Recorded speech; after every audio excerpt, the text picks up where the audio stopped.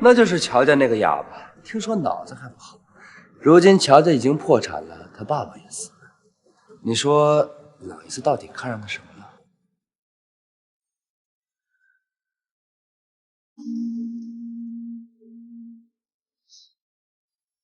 只要我出家处死，你乔家的危机可以立马解除，咱们马上就是一家人了。走，我带你去见见我的两个儿子。哟，爸，这就是你给我们新找的小妈呀？这么年轻漂亮，您身子骨受得了吗？没大没小的。是他。你有什么别急，不是没关系，我一定会找到你。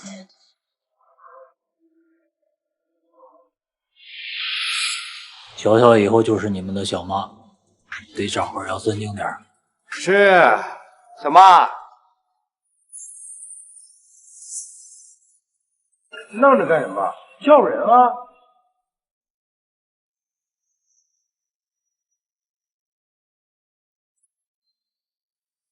你现在有2个选择，娶我，或者多一个跟你争家产的小妈。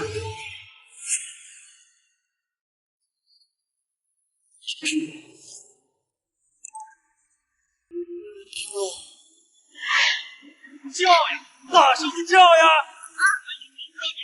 说不定有人听见，就不来救你了。到底会不会？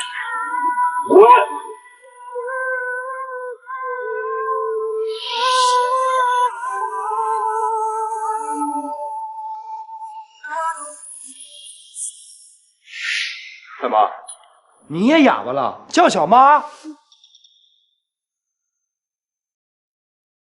我还有一些工作上的事情要处理。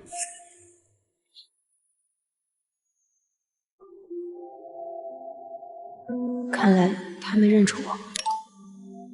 我在车上。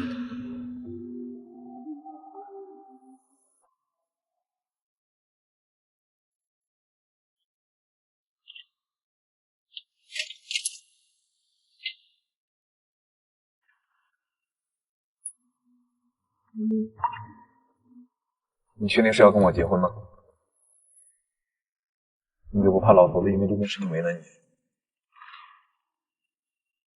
你应该非常清楚，楚家的商业版图发展到如今这样的地步，我跟他之间早就不是父子关系这么简单了。而且现在整个西周的人都知道你是他看上的人，这样做等于是在打他的脸。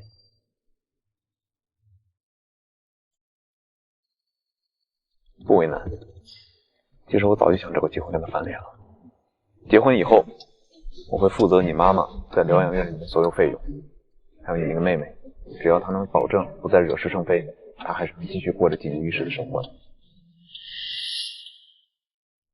但是你必须听我的话，一个字都不能动。懂吗？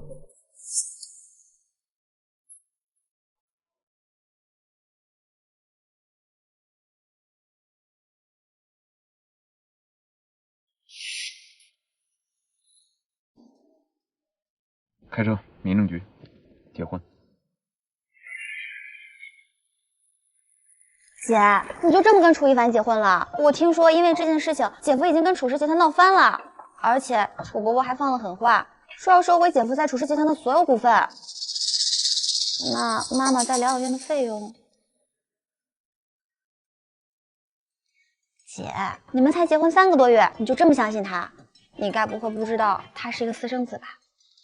而且我还听说他的亲生母亲生前是做那种事情的，跟很多男人说过教。姐夫到底是不是楚伯伯的亲生儿子，还不一定。知道了，以后我不会再乱说了。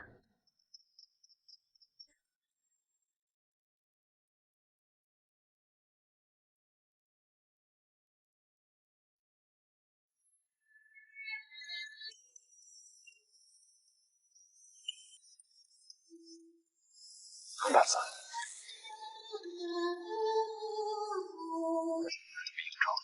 乖乖的待在家里。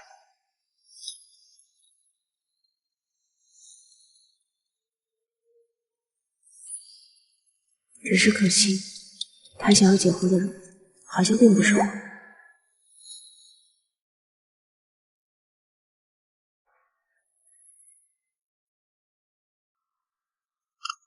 郎才女貌，真般配啊！谢谢。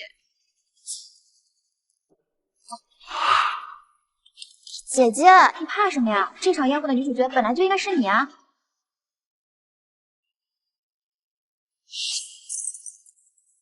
姐夫，你太过分了！今天是你跟我姐结婚100天的纪念日，你居然在这里勾搭别的女人！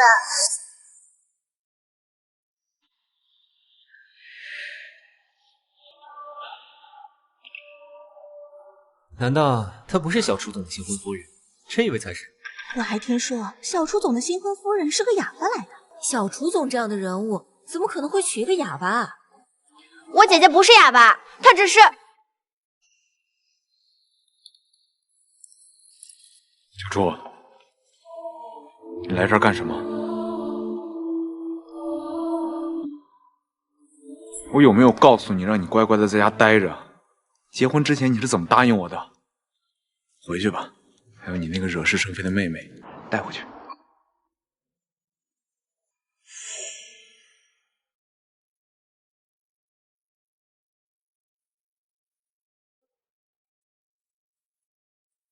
他是我新招的秘书。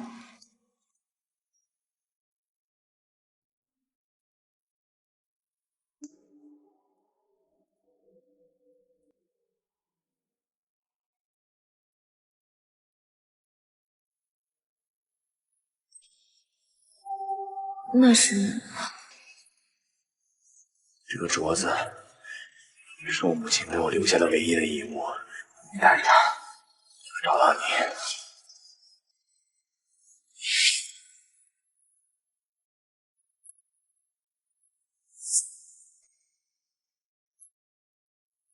你还愣在这干嘛呢？你好，小姐，有什么可以帮你？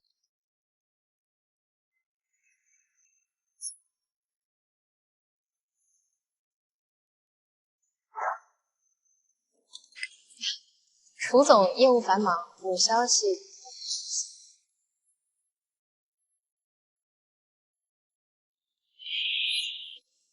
又一个送礼，楚总要这种人。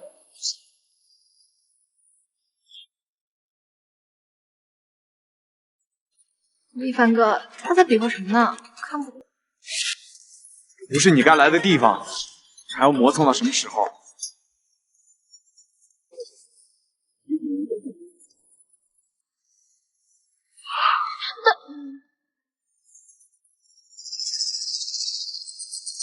一凡哥，刚才是他在说话吗？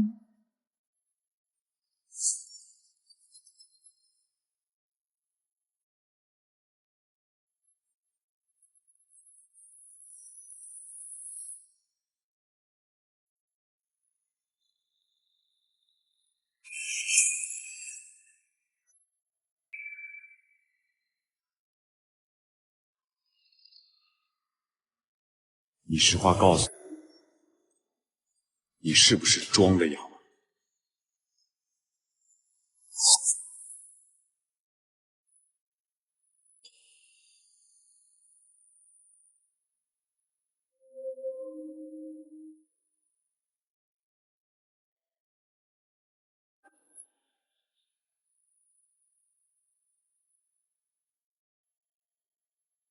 告诉我，你看见了什么？告诉妈妈，你看见什么？对，就这样，你说，一个字也不要说。娇娇，你爸爸的生意全都仰仗楚家，如果楚天胜完了，我们家就全都完了。你妹妹就快要出生了，我们家不能流落街头。爸爸。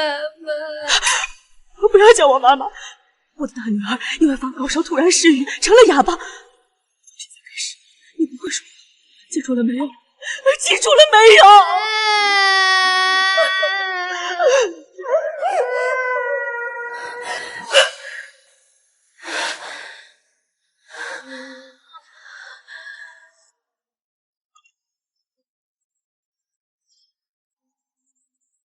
医生开的长效避孕药，从今天开始按时服用。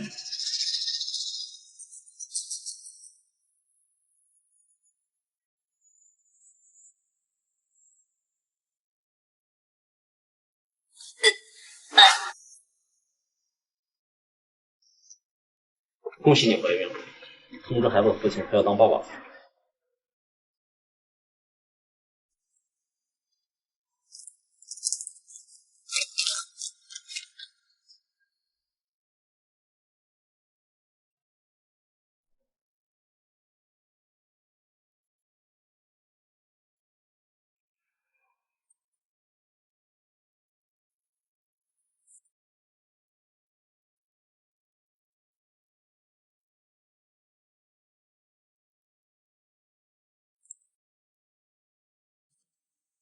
冉冉痛经，看完病去给她买些红糖水，送到这个地址。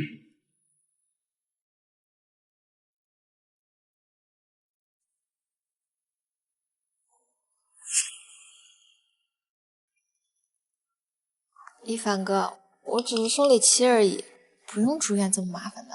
你一个女孩子，怎么不关心自己的身体啊？有你关心就够了呀。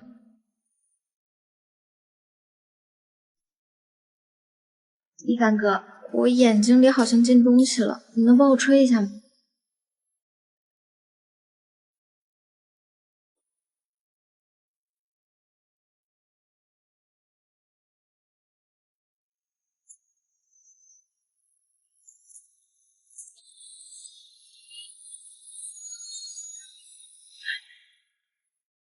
好点了。哦，对了，乔姐姐不是去买红糖水了吗？怎么现在还没有回来？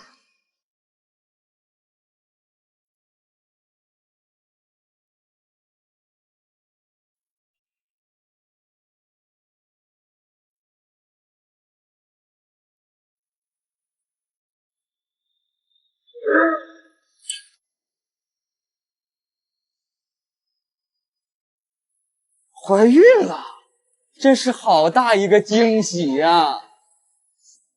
哎，不对，你老公好像还不知道这事吧？别着急，我现在就把这个好消息告诉他。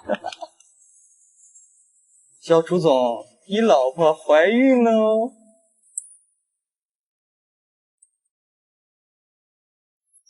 一凡哥，回血了。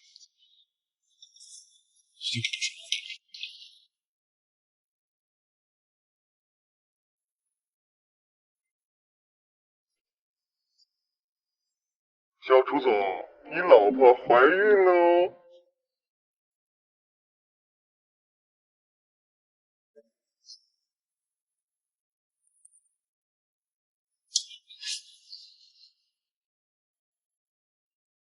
怎么了？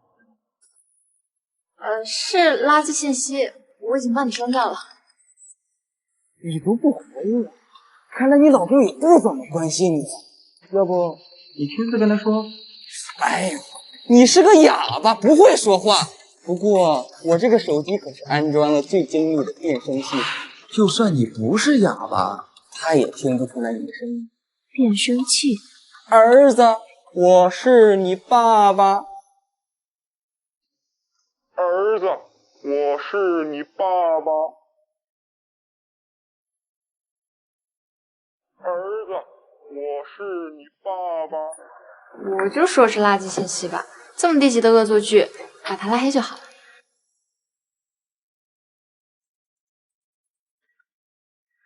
小楚总，你的老婆和孩子可现在都在我手上呢。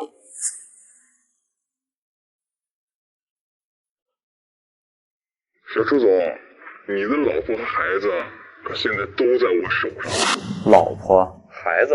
哼，小楚总，你不还忘了你有几个老婆了吧？不过我相信她一定是你最爱的那一个。从被我绑架到现在，一点声都没出。就这样温婉可爱的人，哪个男人看了不动心啊？哎呦，哭了，他哭了。你是谁？想干什么？准备好20亿，否则我就把你的孩子从他的肚子里挖出来。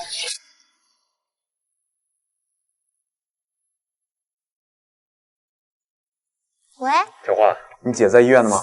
医院？啊，对啊，姐夫，我姐病得这么严重，你怎么还不来陪她？不会又在跟那个狐狸精鬼混吧？朱总已经定位到夫人的手机，此刻就在这家医院里。看来他没有被绑架。你找到他的准确位置，然后派人送他回家。是。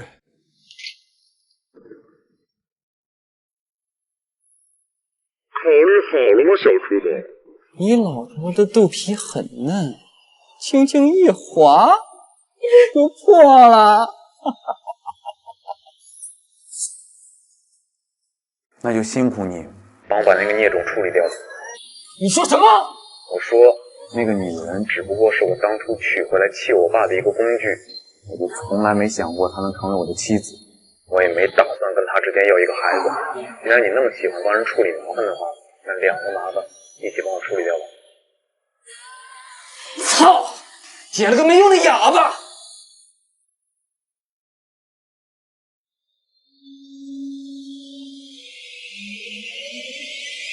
你再说一遍。啊！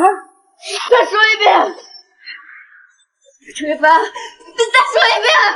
你不是哑巴，你会说话。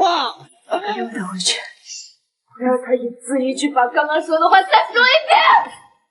带回去。好。那个骚扰电话还没有停下吗？朱总，有人在医院里捡到了夫人的手机。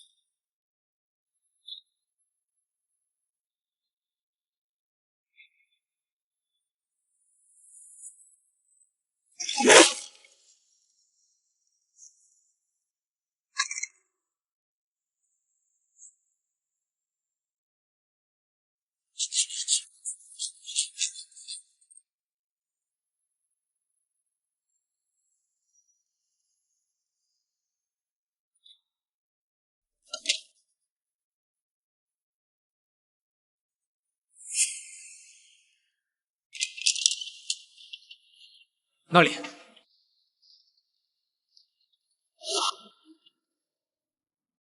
夫人的手机就是在这里被发现的。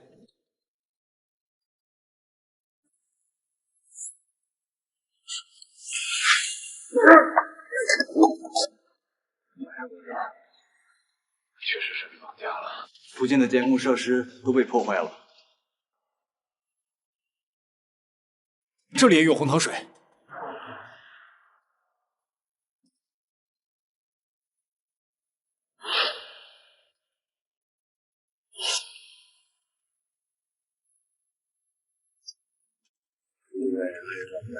你走不远，找按水的痕迹，给我一件一件的找。是。接电话，给老天接电话！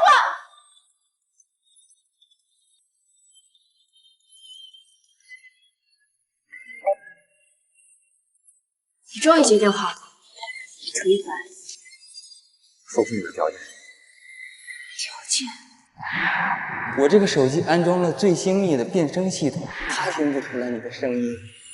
原来他并不知道正在跟他通话的是谁。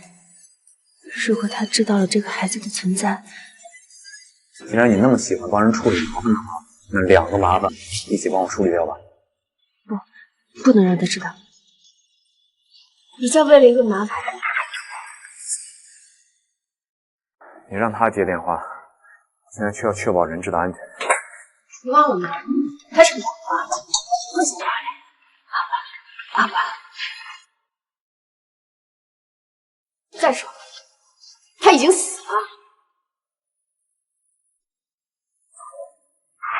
当你说出不认他这个妻子，要把他这个麻烦杀掉的时候，他就已经死了，是被你的冷言冷语杀死的。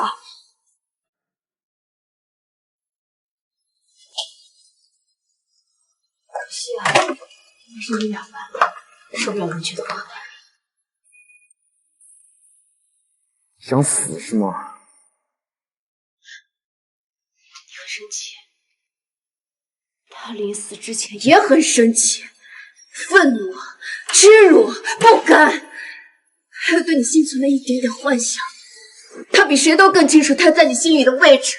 无论你怎么冷落他、欺辱他，哪怕你让他给其他女人买红糖水，他都没有怨言。可是楚一凡，他是一个人。就算你把他当成一个工具人，就算他从来都不会说话，你怎么可以不把他当做一个人？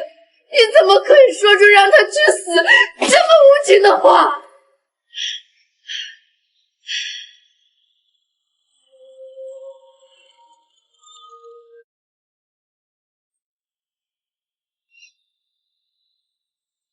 静儿，是你了。即使再痛，他都不会大喊大叫。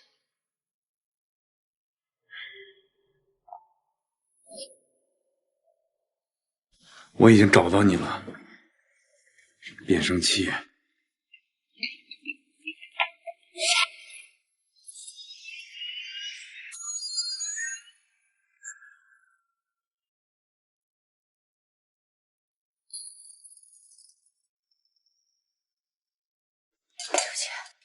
你的手机。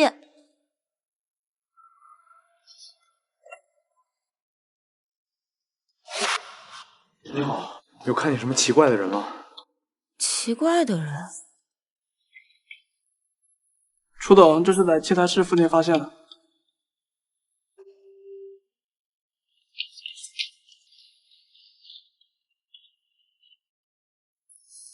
乔姐姐，一凡哥带着人到处去找你，你得去哪儿了？你手机不是丢了吗？那你这是……该不会绑架这件事是你自导自演的吧？就是为了看一凡哥对你怀孕的态度。你真的怀孕了？放心，就算是真的，我也不会告诉一凡哥。虽然你霸占了我楚夫人的位置，但同为女人，能理解你是个哑巴，本就没有为楚家生儿育女的资格。就算是生下来了，一凡哥也绝对不会让一个哑巴来抚养他的孩子，到时候骨肉分离，好可怜呐！一凡哥，你回来了。一凡哥，你回来了。说什么信什么，这么蠢。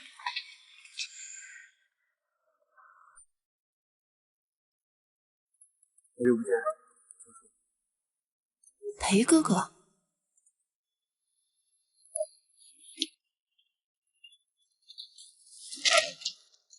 把门敲开。这里是医院，撬开不合适吧？这是楚家的医院，我说开就开。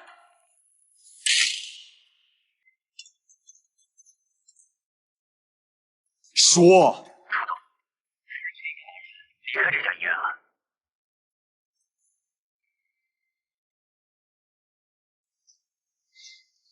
你从小就爱迷路，怎么一阵就出来了？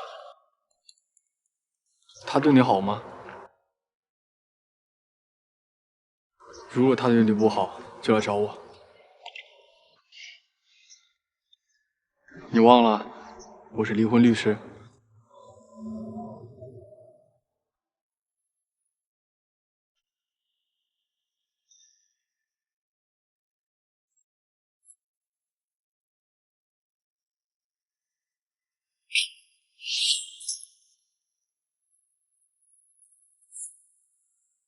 刚才在医院到底发生了什么？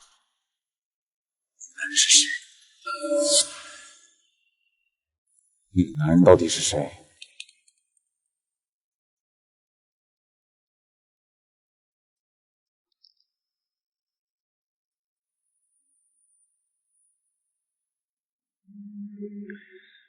刚才在医院到底发生了什么？就算是真的，我也不会告诉一凡哥。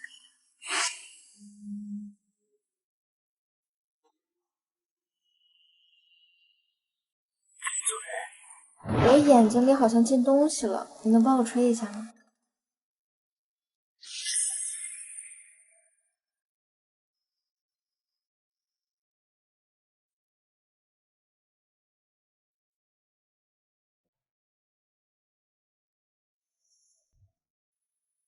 以后没有我的允许，哪里都不要去。如果生病了，我会让医生来家里。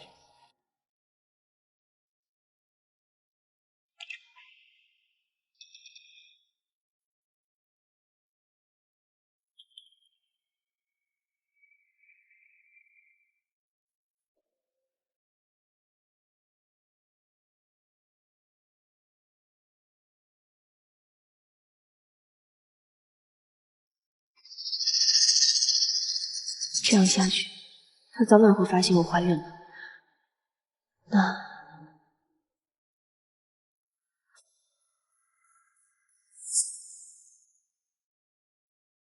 楚总，我们进去以后发现医院的器材室并没有人，但是窗户开着，不确定匪徒是不是翻窗逃走了。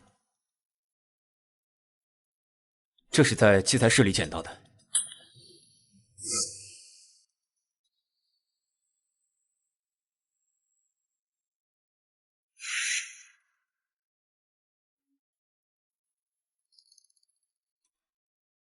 他手上有勒痕，难道真的被绑架过？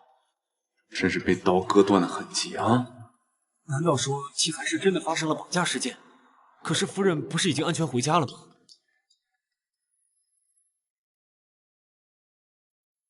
监听系统已经就位，只要通话时间超过10分钟，就能确定信号来源的准确位置。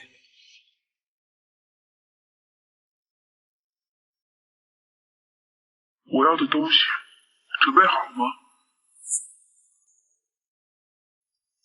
我要的东西准备好了吗？小楚总，20亿这个数字，对你来说不算夸张吧？不过我现在改主意了。我要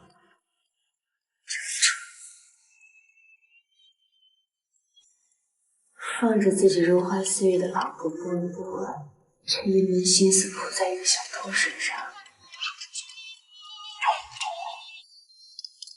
冒充他人身份，你似乎对我的事情很了解啊。是你自己说的，他不过是你娶来见你爸的工具而已。既然你跟老楚总已经翻脸了，他这个工具对你来说无关紧要吧？我要你跟他离婚，这样也不耽误你跟你的小情人花前月下。你是个女人吗？你怎么知道？如果你是一个男人的话，你应该非常清楚，男人的感情和身体是可以分开的。冉冉现在身体不好，我还不能碰她，所以乔出这个工具对我来说，你不想跟他离婚，就是为了继续睡他。作为绑匪，你似乎有点过于关注人质的感受了。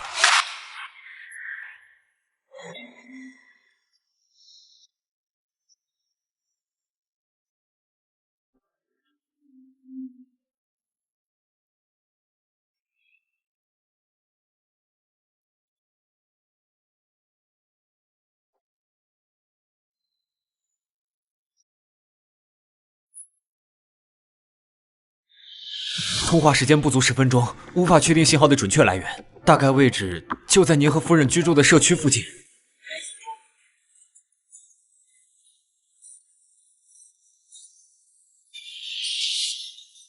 这么快就想通了？乔出，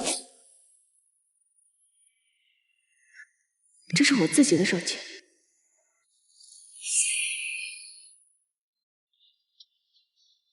如果让他知道我是装的哑巴，他会不会怀疑？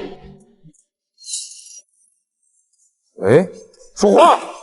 姐夫，我是画画。乔画。对呀，姐夫，我感冒了，嗓子不舒服。我姐说你们家有特效药，就让我过来啦。姐干嘛？她在洗澡。我看看。什么？你要看我姐洗澡？没事儿。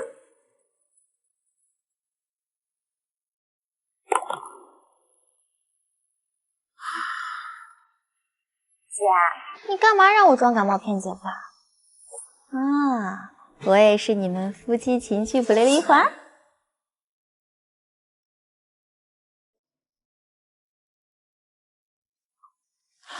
姐，你不会是偷人了吧？那要不然你干嘛让我帮你做伪证啊？还有昨天姐夫莫名其妙给我打电话，问我是不是跟你一起在医院，还好我反应快，要不然你偷人的事情可就瞒不住了。那不然的话，你一个家庭妇女，还有什么见不得人的事儿？偷了谁？是不是裴哥哥？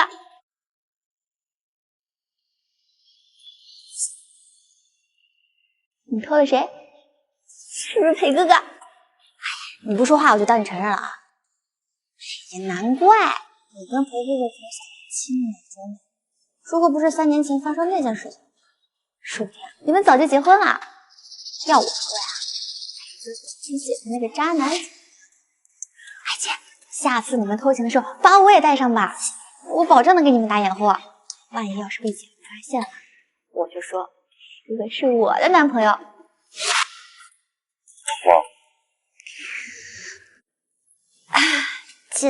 姐夫，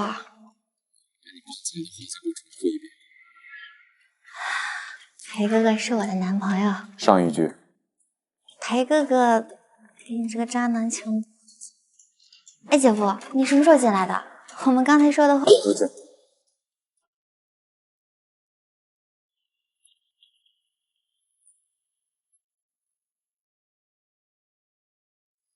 就他这点胆量。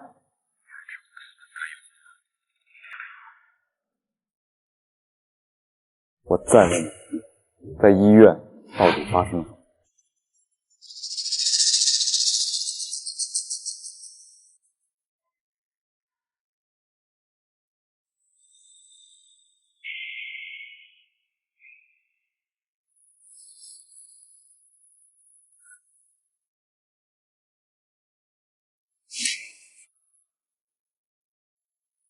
这个是在医院的器材室里面找到的绳子，那手上还有勒痕，怎么解释？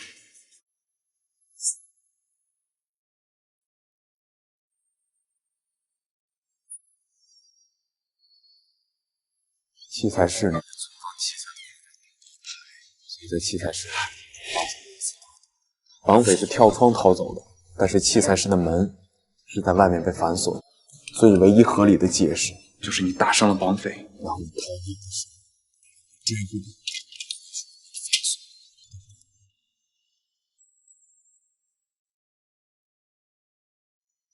我在问你，回答。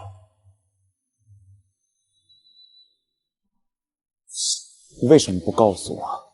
发生了这么严重的事情，你打算瞒着我？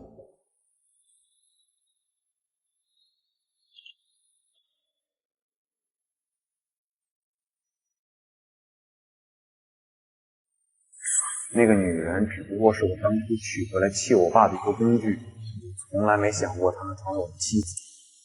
甚至她之前有一个孩子，你都听到了。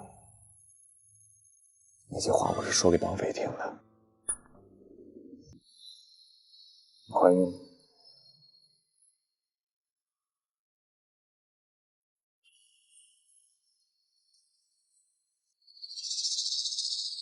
你老婆的肚皮很嫩，轻轻一划就破了。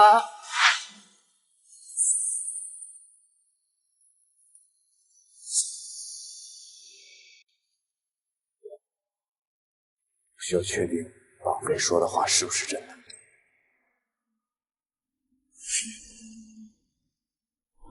一凡哥也绝对不会让一个哑巴来抚养他的孩子，到时候骨肉分离，好可怜的。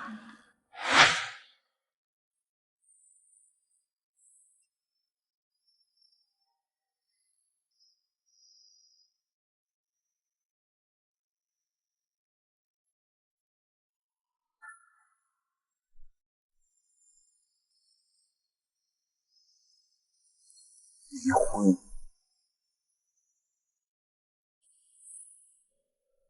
这些话是谁教给你说的？那个绑匪是有找过你了吗？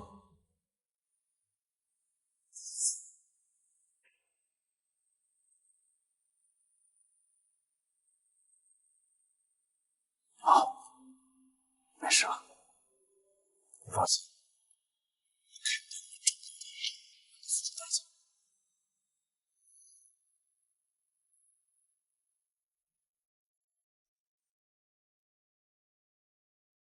他不是可以被威胁的人。如果想要离婚的话，想离婚的话，法律上妇女有独立决定生育与否的权利，但生孩子这件事毕竟是两个人的事。如果夫妻双方没有出现明显的感情破裂或者重大原则性问题，我的建议是尽量以商讨来解决。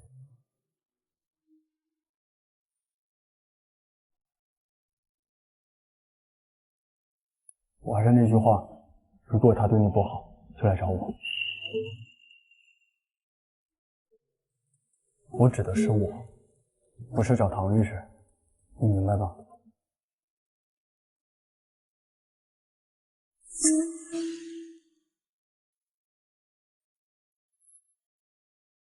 楚总，夫人进了一家律所。好，我知道了，保证她的安全啊。听话。楚总，技术部的同事已经修复了变声器的本来声音，应该是个女人。女人？我要你跟他离婚，我跟他离婚，这样也不耽误我们的心情。我要你跟他离婚。这就解释了夫人为什么可以从绑匪手中轻易逃脱。我刚刚联想到一些线索，绑匪是个女人，诉求是希望您跟夫人离婚。您说这件事会不会跟云冉冉有关呢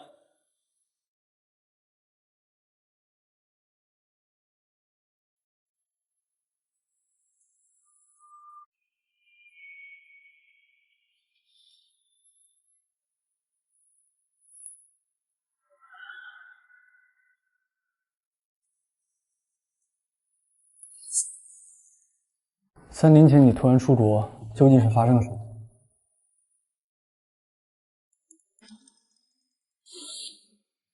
强哥，这点药是我好不容易得到的，把它加到酒里，保证能让它愈生愈死。再去给我找几个有脏病的。楚一凡，我看你得了脏病，还能得意多久？楚一凡。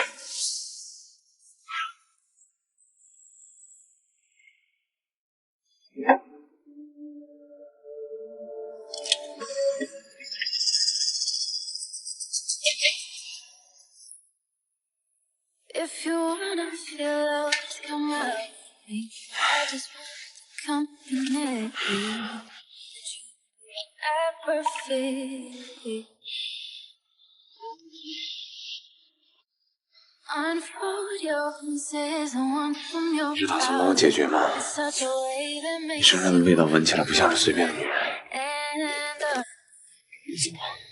我自己可以解决。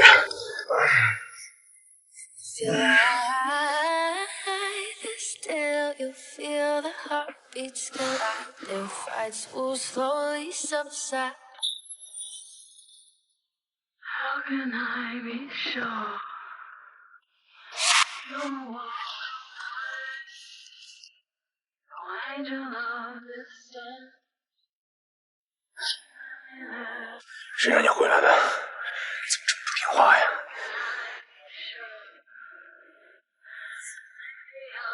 这个镯子是我母亲给我留下的唯一的遗物，你带着它，我就能找到你。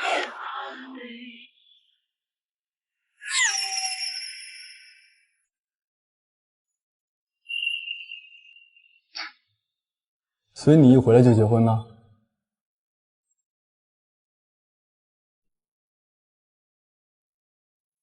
走吧，我送你。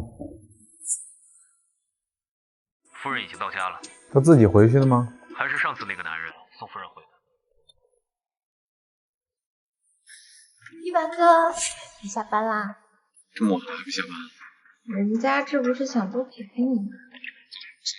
哎，一凡哥，人家的生理期今天刚结束，今晚让我多陪陪你好吗？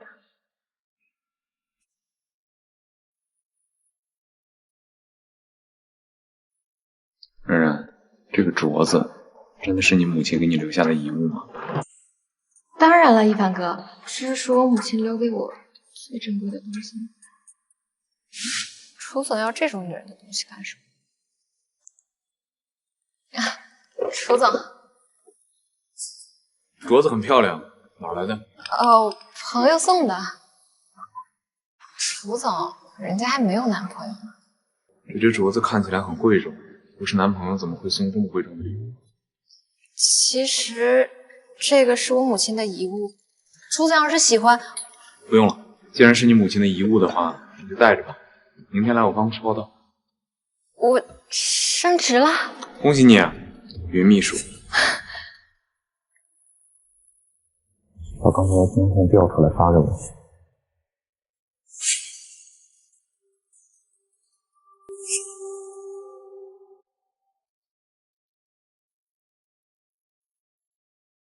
你今晚回家吗？我告诉你，你不要挑战我的底线，别墅里面布满了我安排的保镖。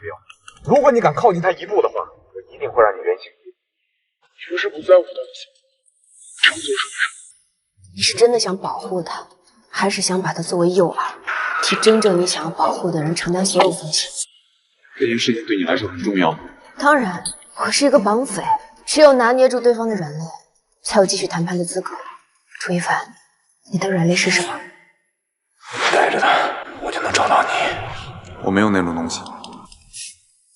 那你还真是很闲。是人都会有软肋，有想要守护的人和事儿。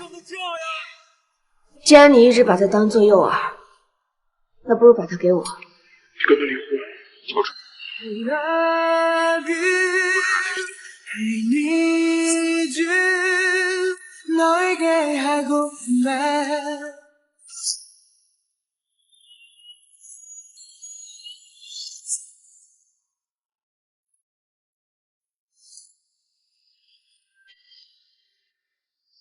你刚刚在对谁？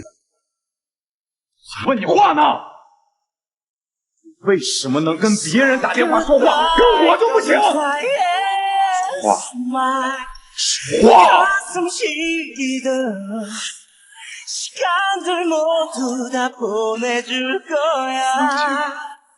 我的哑巴妻子会说话，你告诉我，我应该怎么冷静？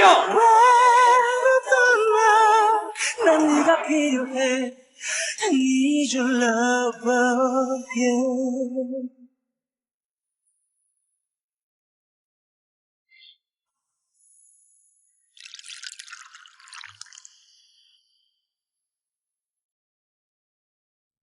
하늘에 닿을 만큼 높은걸요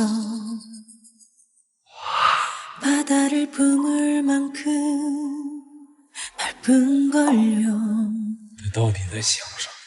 이렇게는 마음은 물들어가고 있어요 그대의 그 향기들로 이렇게 love you love you love you 사랑해 따스해 너만 생각하며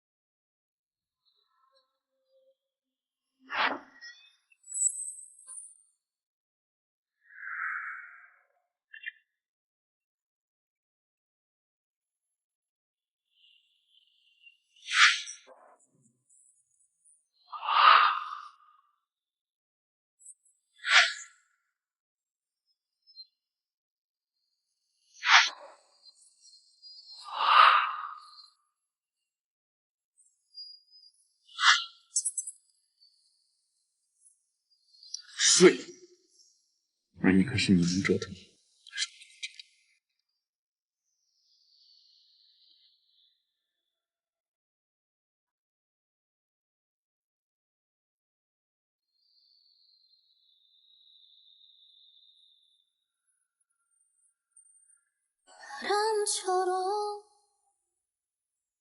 어디로 진 우리 운명에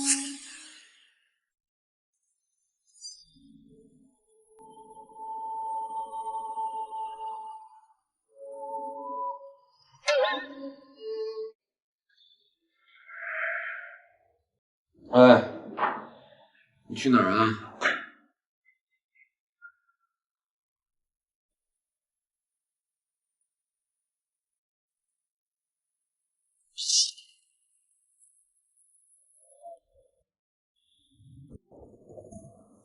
唐律师，约我老婆吃饭，我一起，不介意吧？当然不介意。那夫人肯定也不介意了。服务员，加份餐具。想点什么自己点啊。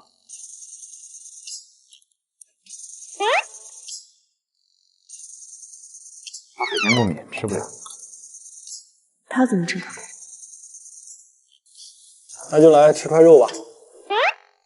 太肥了，他吃不下。小楚总，你很了解小楚吗？我老婆我肯定了解啊。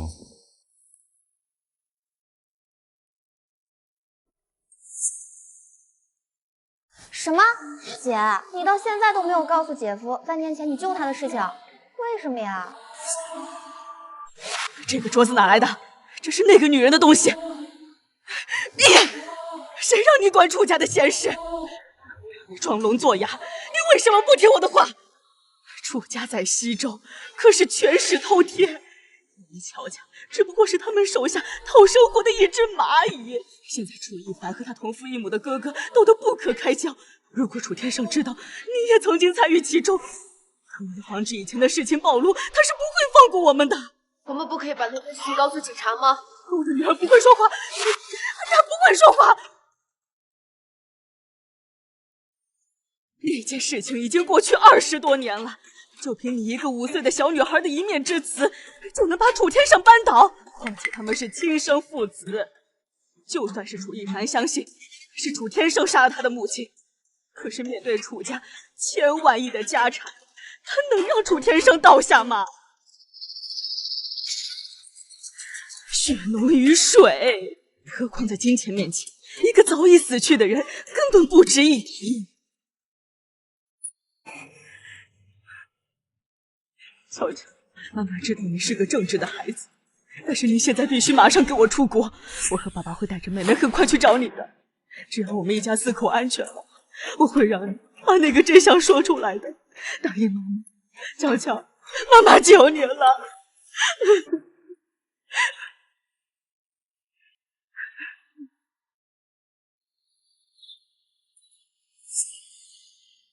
如果把那件事情告诉他，我该如何解释我的不告而别呢？姐，你在发什么呆呢？我不管，我现在就要把这件事情告诉姐夫。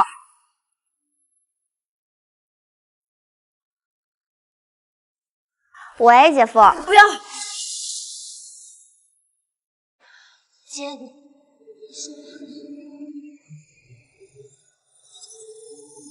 小花，你跟谁说话呢？刚才谁的声音？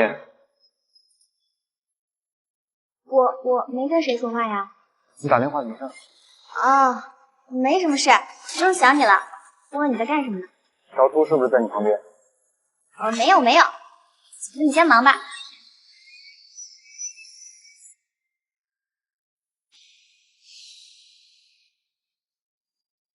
查一下我跟乔画的通话录音，里面有段声音跟绑匪很像，我要一帧一帧的。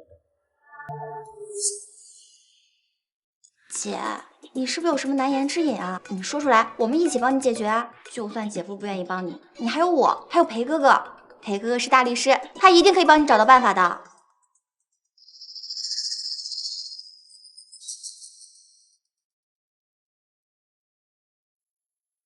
你好像有很重要的事。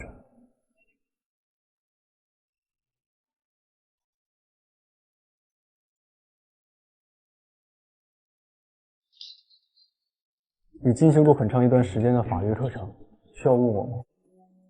刑事诉讼法第48条，生理上、精神上有缺陷或年幼、不能正确表达的人，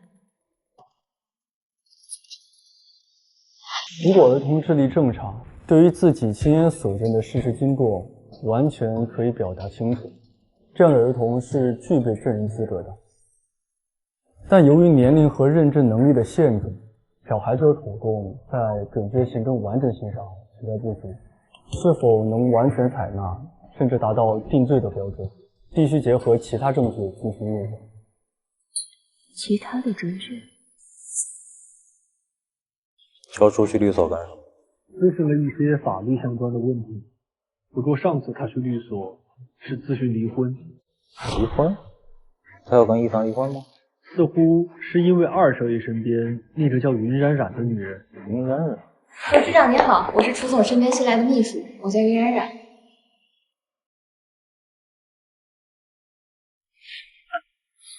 看来我这个儿子也有眼无珠的时候，看着他点儿，必要的时候帮他一把。明白。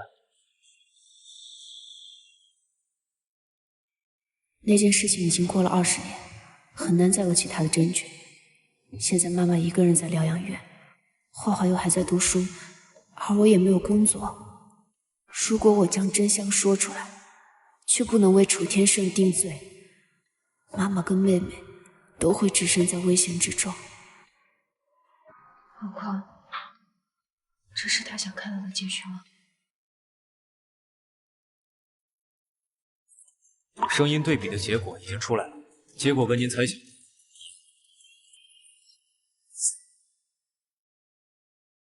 就算他从来都不会说话，你怎么可以不把他当做一个人？你怎么敢说出让他去死这么无情的话？不要！根据技术鉴定，这2段音频轨道高度相似。由于第2段音频素材太短，还不能断定就是同一个人发出的声音。乔化的声音呢？我们用乔化的声音和绑匪做过比对，结果完全不相符。是他。大少爷，先生吩咐过，没有他的允许，任何人不得踏入这道门槛。拦我可以，这一位可是老爷子专门请过来给他儿媳妇治疗失语症的，这是耽误了我弟妹的治疗。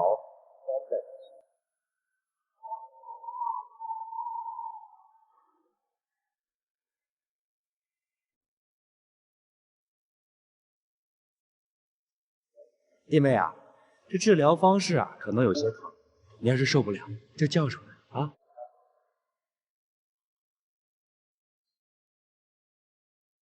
住手！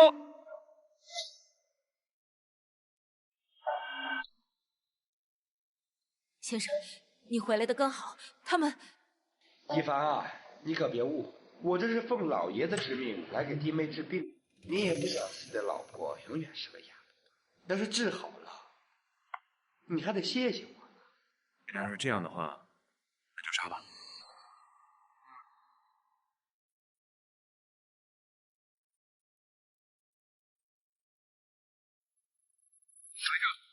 啊，你不是不心疼你媳妇吗？我心不心疼我老婆，你怎么知道？整个西周谁不知道啊？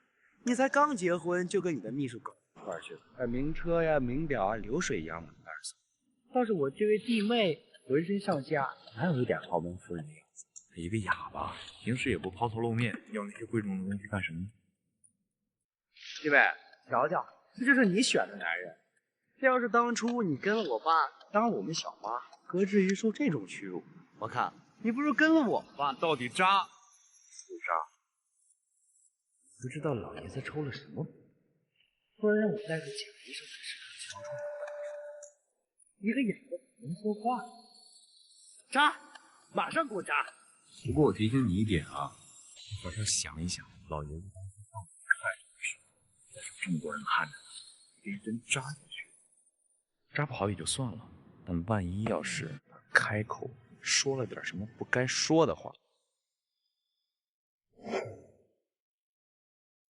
难道他已经察觉了？老爷子到那个时候不会轻饶你啊！你这话什么意思？他怎么可能拥有老爷子的把柄？你爸好不好色，你不清楚吗？不可能！行了，你爸今天派你过来，不就是为了试探一下会不会说话吗？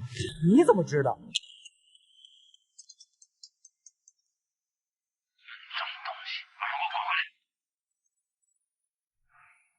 看来我会说话的事儿已经瞒不住了。凤姐，夫人受了点惊吓，局做点补品给她补一补。好的。小野，老弟啊，刚才那话什么意思呀？跟哥说说呗。干！老弟，走啊！干嘛呢？难道怀孕的事儿他也知道了吗？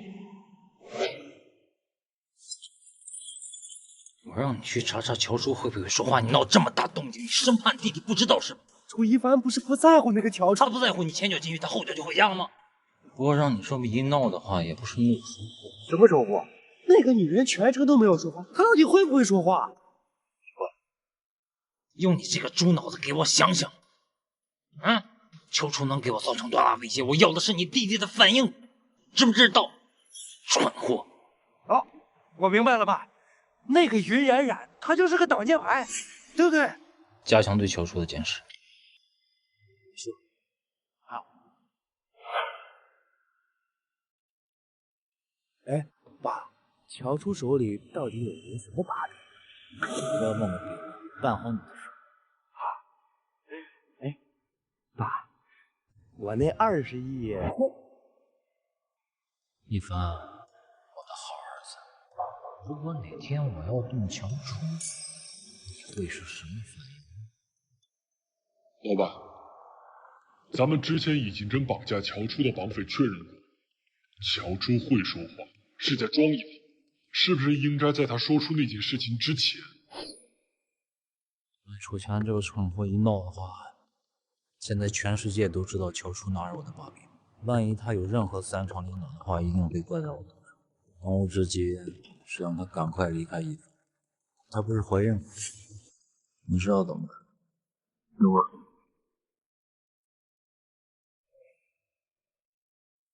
夫人，这些都是对女人身体有好处的，怪我照顾不周，你看起来好像瘦了一些。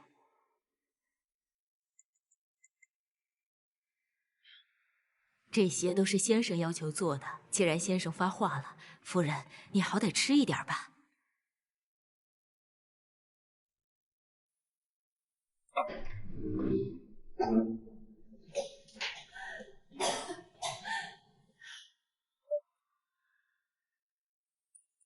他给我吃这些是什么意思？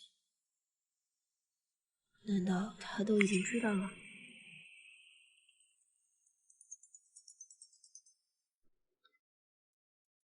乔女士，这里是私人妇产中心，您的丈夫楚一凡先生为您预约了人工流产手术。人工流产？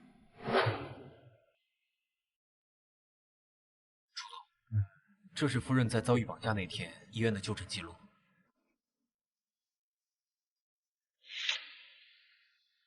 妇产科早孕检查。对了，在调查记录的时候，我还遇到了那天在器材室附近出现的护士。她说，你那天问我有没有遇到一个奇怪的人，的确是有一个，是个女生，她大概这么高，头发很长，她看起来非常的紧张，好像是有人在追她。她还撞了我一下，说了声对不起。确定她是用嘴说的？不用嘴用什么？哦，对了，她手里还拿着一个手机，跟我们平常用的不太一样，像是改装过的。那部改装过的手机应该是加了变声器。护士遇到的那个女人，应该就是我们要找的绑匪。好，我知道了。是否按照护士提供的线索，重新筛查医院的监控，说不定就能找到绑匪的真实相簿。不需要了，这件事情是楚强做的。大少爷，我的夫人在楚家的医院遭遇了绑架，刚好呢，那天医院周边的监控又全都在维修，除了楚家的人，谁还有这样的权利呢？20，楚强又刚好欠了20亿的赌债，他肯定会铤而走险的。好的。她真的怀孕了。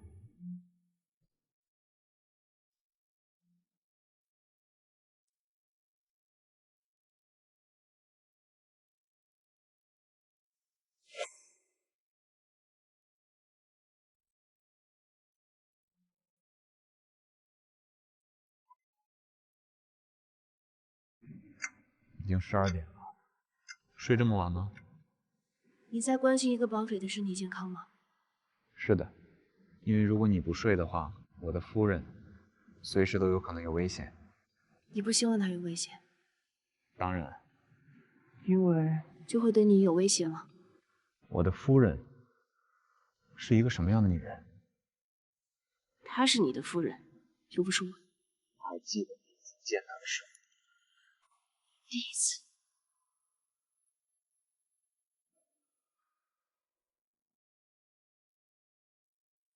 拿回来。拿回来！整天抱着个死人桌子，这么想你妈的话，不如跟他去死吧。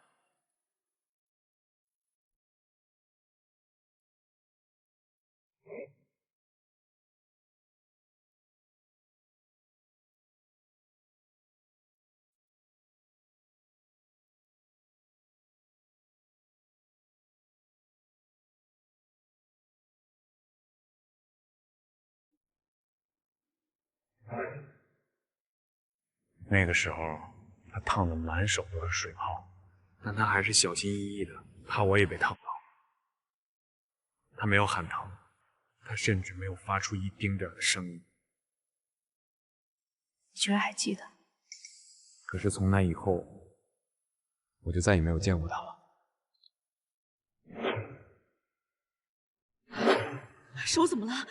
谁欺负你了？你是不是又去楚家看那个孩子了？妈妈说过多少次，让你忘了那天发生的事情，你为什么不听妈妈的话？搬家，现在就搬家。或许他也有不得已的苦衷。苦衷？他一个孩子，你明白什么叫苦衷吗？只不过是大人说什么你就做什么而已。可是他现在已经长大了，不是吗？所以我不明白，为什么我明明已经告诉过他，不要让任何一个人有伤害他的机会，可是他呢，却还是让楚强踏进了我们的家门。乔乔，这是止疼药，你赶紧吃吧。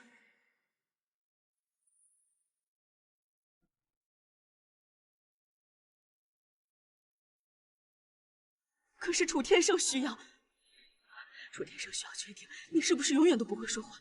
乔乔，妹妹现在还小，你再忍一忍，为了我们全家，你再忍忍啊，再忍忍吧。出去吧。乔乔来了。来来，坐下来。大夫，开始治疗吧。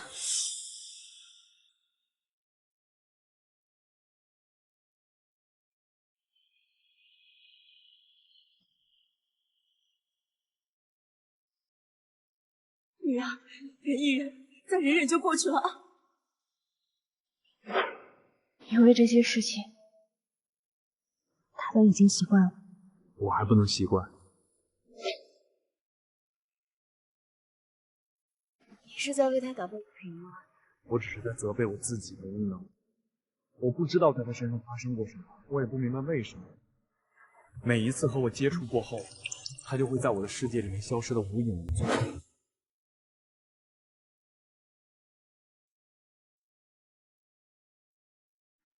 你找我女儿，她出国了。出国了？她国外有个男朋友，两个人一起出国留学去了。初二上，我女儿是个哑巴，向来足不出户。像你这样高贵的身份，跟她永远不会有交集的，对吗？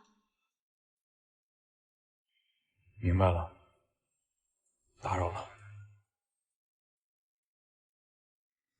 所以当他再次回到我的身边的时候，我不敢向他透露我一丁点的爱意，我生怕稍有不慎，他就会从我的世界里面消失。真的这样想？是。哦，你不是，你在骗我。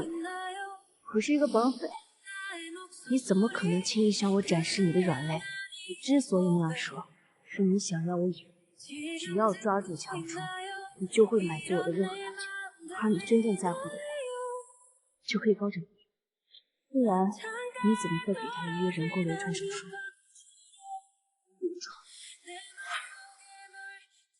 没错，我监听了他的手机，刚刚有一家私人妇产医院，说是你给他预约的人工流产手术。你相信吗？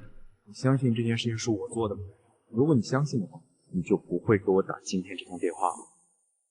田姐，从现在开始，不要相信任何人的话，也不要相信你自己的眼睛，更不要用自己的猜想去判断任何人、任何事。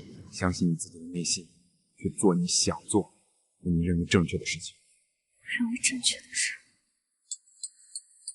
楚一凡，你喝多了吧你？我是一个绑匪，你居然在教一个绑匪做事？和一个思念了这么久的人说了这么多，我确实有点醉了。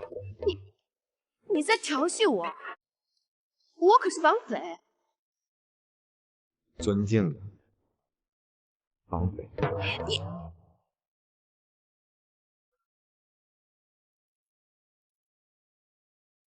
肯定是喝多了，他绝对是喝多了，不然他怎么可能跟我一个绑匪说这么多话呢？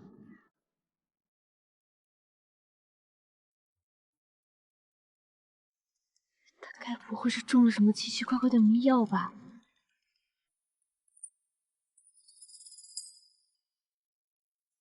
不行，我要是现在让他回来，怎么个奇心呢？我怎不能说是绑匪告诉我的制作药了吧？哪有这么好心的绑匪啊？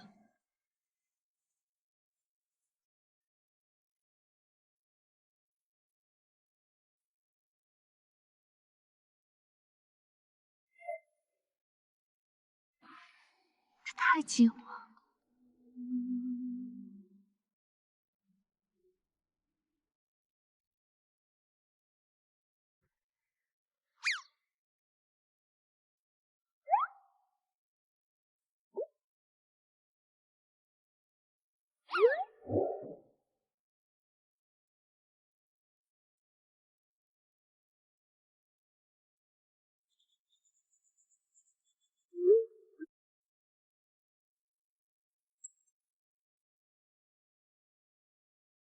我就在你家附近，你要是再不回来的话，不敢保证会对你老婆做什么呀。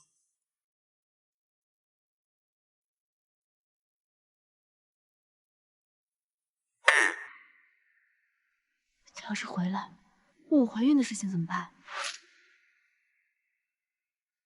还有装哑巴的事儿。他那天对楚香说的那些话，你好好想一想，老爷子当初到底看上他什么了，带上这么多人看着呢？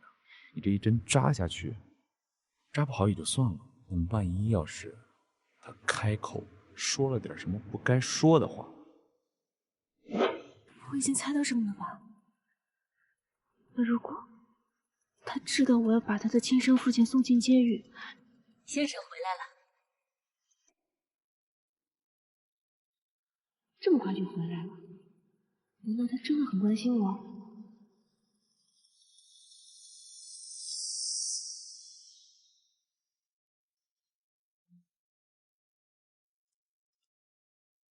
喂，一凡哥，我刚才做了一个噩梦，我好害怕，好想你能在我身边。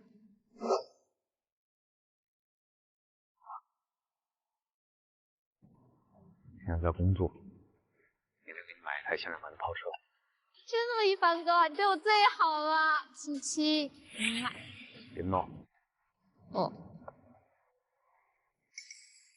渣男。乔乔，不要说话，千万不要说话。13床，你女儿来看你了。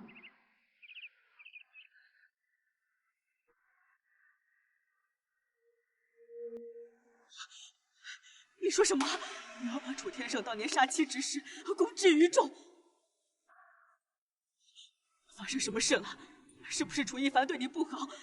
他打你了？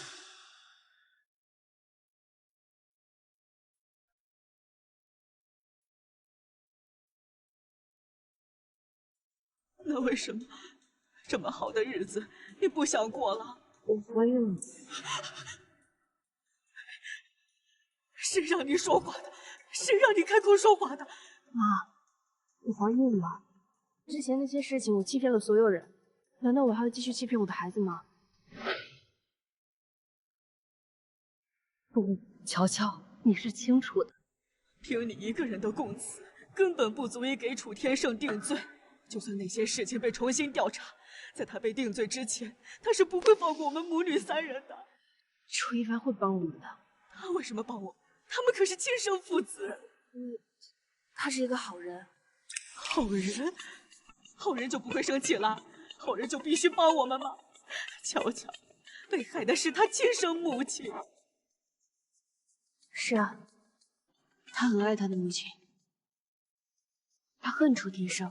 他们是父子，就算他们父子斗争的多么激烈，他终究还是姓楚，他们才是真正的利益共同体。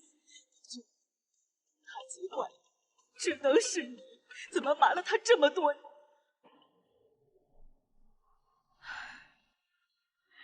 如果他真的爱他的母亲，那你这些年装聋作哑，他会原谅你，他会原谅我这个他生怕死的丈夫呀。既然已经怀孕了，就安安稳稳的把日子过下去。你还年轻，楚天胜总会死在你的前面，到那个时候，一切都就过去了。难道要让凶手一直逍遥法外吗？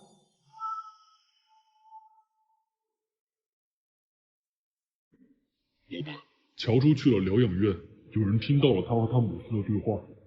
看来他就要演不下去了，那就继续给点装聋作哑的动力。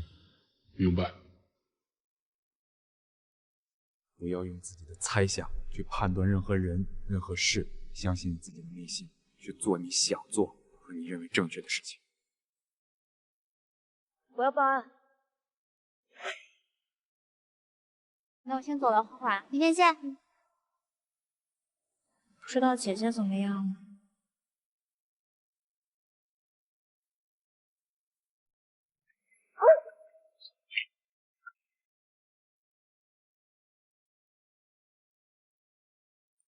在哪？我出来了。花花呢？家人在哪？告诉我。乔乔小姐，你的母亲希望你能安安稳稳的生活，你的妹妹需要你作为她的经济来源，而你的丈夫怀里抱着别的人。只有哑巴才不会喋喋不休的抱怨。是不是我只要一直当一个哑巴，你就不会动我的家人？我只是想让你看清你丈夫的真面目，看看这样一个男人值不值得你为了他而让自己的家人置身险境。这个时候，那辆限量版跑车应该已经到集团公司楼下了，也是夫妻共同财产，去把它抢回来。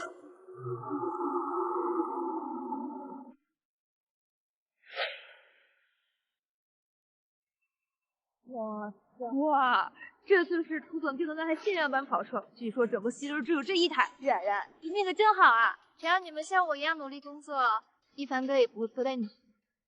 我们努力工作了呀，只是没努力对地方。云秘书，你该不会是在出手床上努力了吧？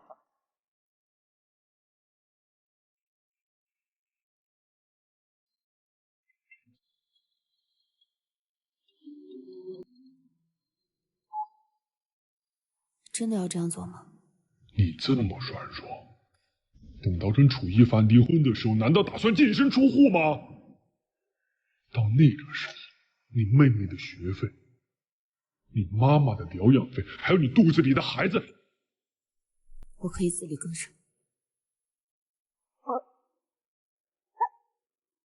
花，花花，你妹妹醒了，她的酒量可不太好，别让我太失望。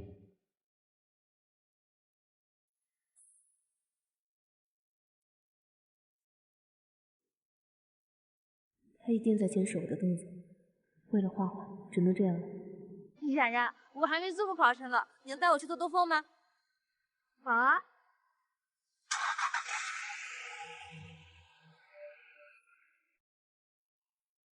夫人，这是谁啊？冉冉，你怎么叫他夫人？听说苏总夫人好像是个哑巴。他看起来好像不会说话的样子，难道真的是夫人？喂，你个哑巴，说话呀！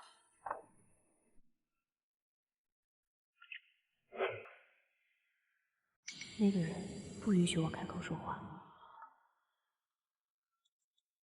看来真是个哑巴。是个哑巴就怎么夫人了？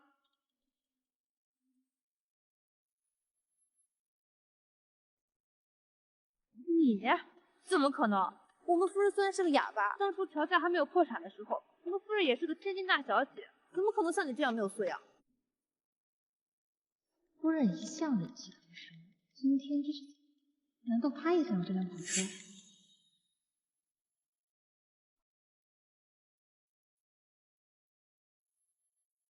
冉冉，这是什么呢？他就是个诈骗犯，老坑我们夫人，他抢走这辆跑车。你说你是我们夫人，你怎么证明啊？在场只有我们，如果我承认他的身份，那这辆车……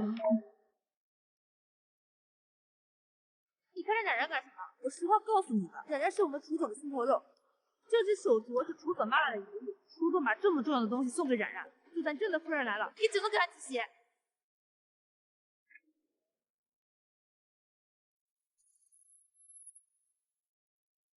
乔楚，楚总，你干嘛呢？乔楚，难道她真的是夫人？一凡哥，我不知道做了什么惹了夫人不开心。夫人打我一巴掌，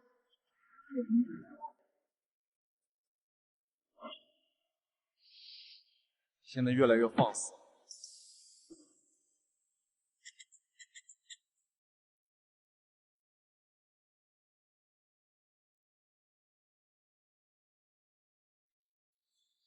到底想干什么？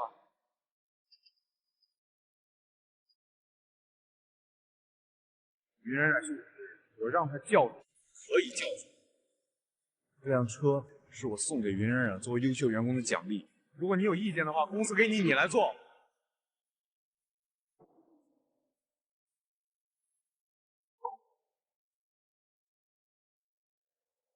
冉冉，你没事吧？我就说吧，有楚总给你撑腰，就算真的夫人来了，也不会把你怎么样。别这样说，楚总不是是非不分的人。外面风大，回去，省得着凉。没钱给老子还赌债，却有钱给小贱人买跑车，心头肉。小贱人，你给我等着！我已经按照你的要求做了。但你没有做到。你只说让我去抢，并没有说一定要抢到。你果然很聪明。没错，这只是一项我对你的服从性测试，而你的下一项是跟楚一凡离婚。我试过了，他没有要离婚的意思。那是因为你还没有找到一个合适的理由。只要你肯听我的话，我不仅能让你顺利离婚，还能让你从楚一凡手中分走足够的财产。足够维持你和你家人后半辈子的生活。可是画画现在，他现在很安全，只是下一次就不是灌酒这么简单了。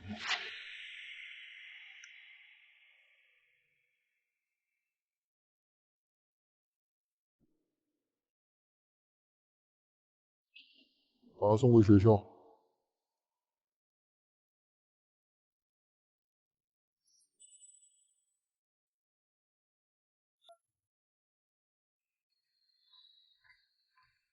一凡哥，我给你煮了一杯咖啡，温度刚好。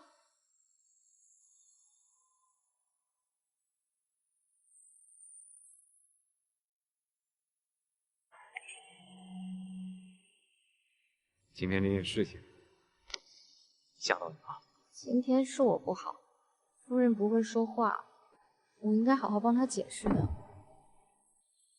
以后这样的事情不会再发生了。你是想跟夫人离婚？倒也没有那么着急，毕竟她现在还怀着身孕呢嘛。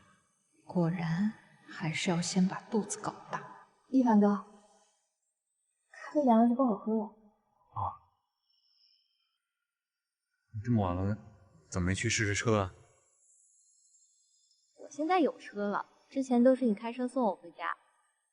今晚我想送你。你下去吧，我喝完这杯咖啡我就下来。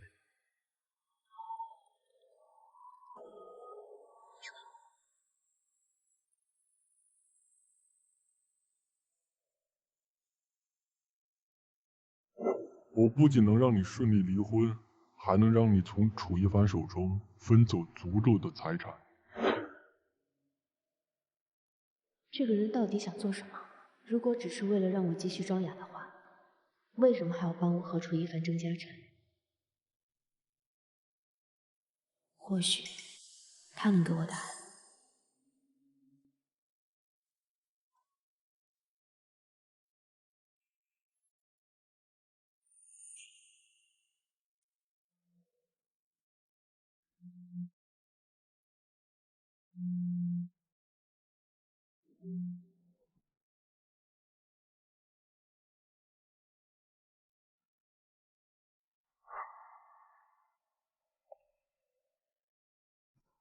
挂断了。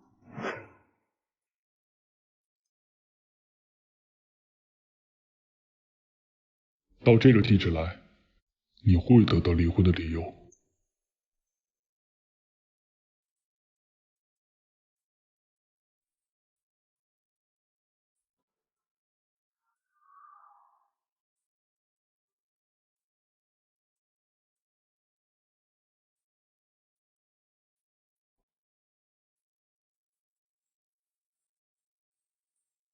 人已经送上床了，你可以上来了。上去之后，我应该怎么做？怎么伺候男人，要我教你吗？我一定会牢牢把握这次机会。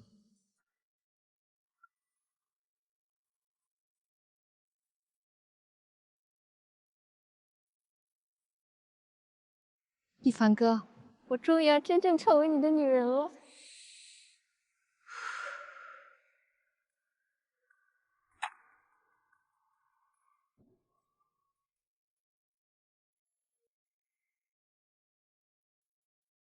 我已经到了。开门密码是？怎么捉奸？与我走吧。你给他下药了？确实给他下药了。那又怎么样？难道你真的相信这世界上会让人迷乱心智的神药？这世界上只有两种男人：好色和假装不好色。没有男人能够拒绝本能的欲望，除非他不信。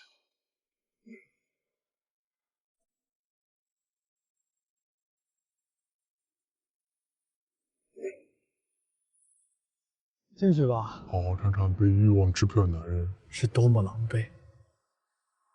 记得拍照。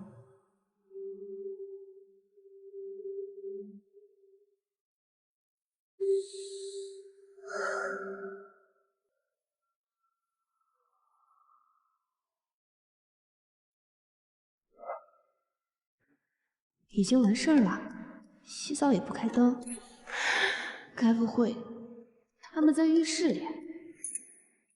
真的在浴室里？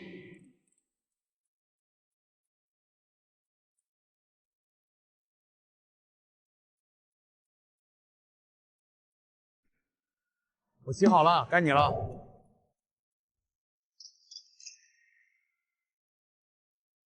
不洗也没关系，反正我现在很急。怎么回事？浴室里只有他一个人，那个女的呢？找什么呢？我已经检查过了，整个房间里面都没有摄像头。难道他听见我进来，藏起来了？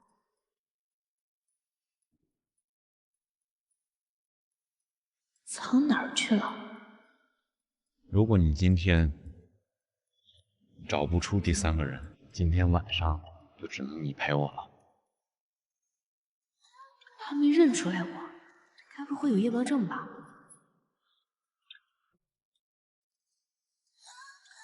楚一凡，看清楚，我是你老婆。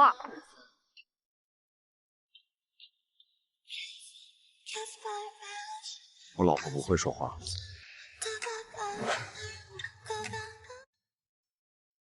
你早就知道了。我是第几个？什么？我是第几个知道你会说话这件事情的？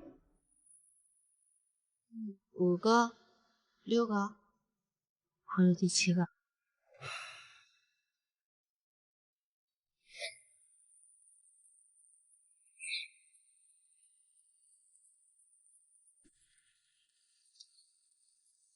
小朋友，刚才都看见什么？你要不说话的话，叔叔会割掉你的手。乔乔，这怎么了？这怎么了？快起来，快起来！这是你家孩子？是啊，我这孩子从小就是个哑巴，不会说话，他的智力发育有问题，到现在还没叫过我妈妈呢。这么说的话，他不能像正常人一样交流和说话。是啊，所以我们才计划再生一个，等将来我们父母老了，他也好有个弟弟妹妹照顾。那锤先生，谢谢你帮我把他送回来，那我们就先回去了。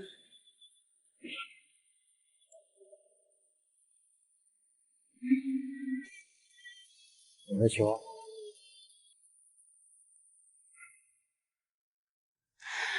那个时候他害怕了。所以你是被吓出的失语症，还是你一直以来都在装哑巴？你小时候到底发生了什么事情？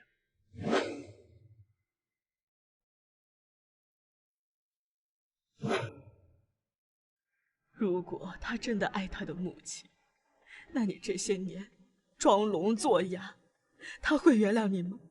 他会原谅我这个他生怕死的丈母娘吗？他会接受我们的孩子吗？又哑了。林冉冉呢？知道。你跟他来开房，你不知道去哪了？我是被下药了。你怎么总被下药？啊？那你要说这件事情的话，那我得感谢冉冉啊。当年要不是她帮了我，说不定我就不知道被什么来路不明的野女人给生吞活剥了。野女人？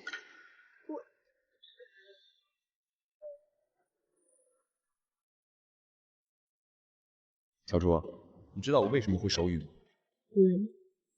因为3年前我去找你的时候，你的母亲告诉我，不要让我给你带来麻烦。你知道是我？我又不瞎。下段距离多重要？所以从那次以后，我就在不断丰富自己的语艺，主动去学习了手语，期待的就是跟你的再次重逢。那你猜对于冉冉，欲享他人之福，必遭他人之祸。我相信于冉冉现在已经开始后悔了。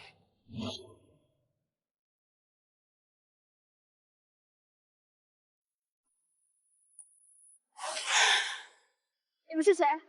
你们要干什么？老大，这县里面跑车跑的可就是快呀！咱们兄弟跟了一路，可能把这臭娘们给追上了。少废话，强哥说了，人哥说当然得走。强哥，楚乔，你们是干嘛来的人？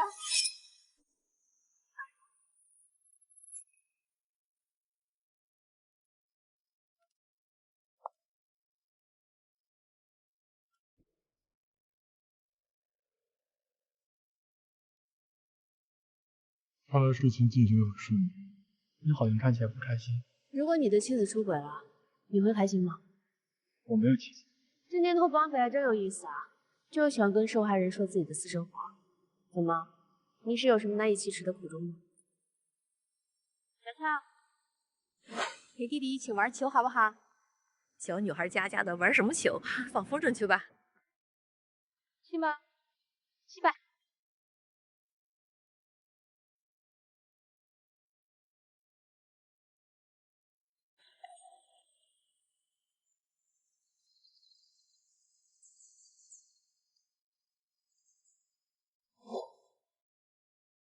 没有。你输了。什么？他的房间没有其他女人，只有他一个。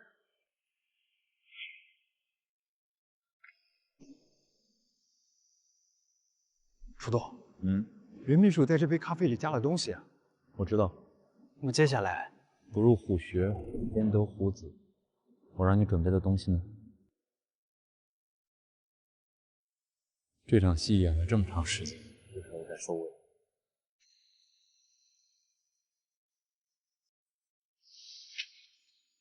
小初，你不愿开口的那些秘密，我会用自己的方式挖出来。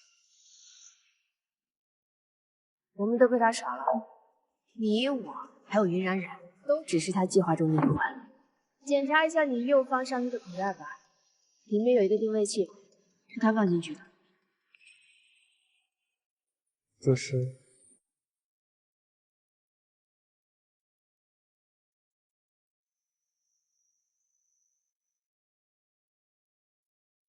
这不是摄像头。你在绑架乔画和送楚一凡去酒店的时候，都戴面具了吧？现在你的脸上只带任何东西吗？你怎么知道摄像头一定会拍下他的脸？那万一他脸上带东西了？因为人只有在享受胜利的时候，才会卸下他身上所有的伪装。小叔，你耍我？为什么？你明明只需要按照我的要求离开楚一凡就行。为什么还要选这么难干？先生，我知道你从来不过生日，可这是夫人的一番心意，又是你们新婚。好，我知道了，夫人她善解人意，不会怪你的。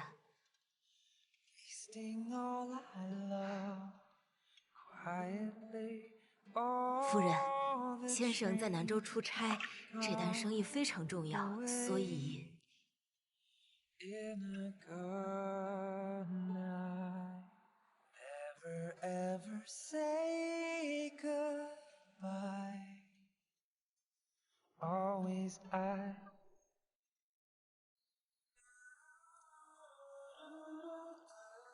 是他回来过。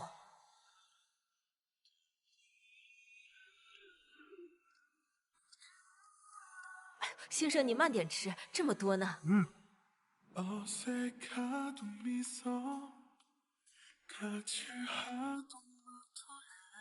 我俩比赛正经，帮我打包。早点休息。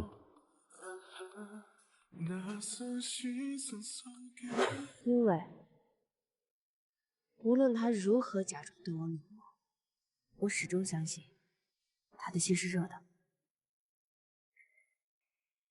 既然如此，就别无选择。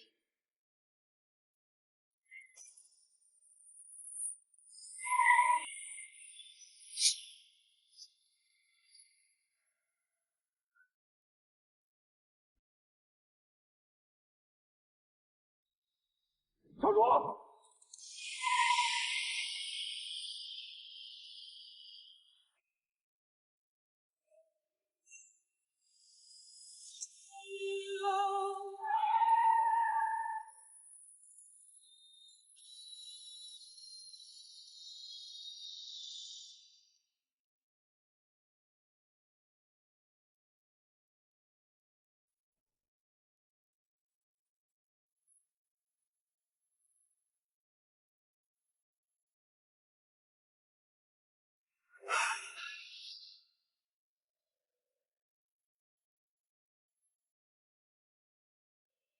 其实我能猜到你的身份，但我还是希望你的脸别太让我失望。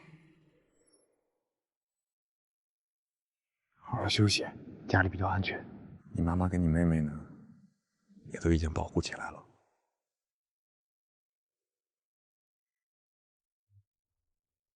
楚一凡，你叫我什么？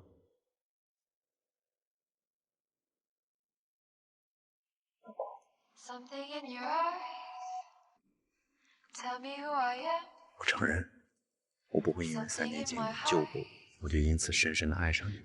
但是我们现在是夫妻，做夫妻，就算没有感情，也总得讲义气吧。讲义气？你身上的那根风筝线，我肯定会将它扯断。到那个时候，你想要爱情或者自由，我都给你。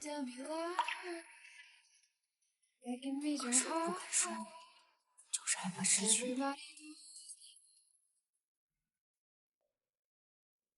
楚总，照片上男人的资料都整理好了。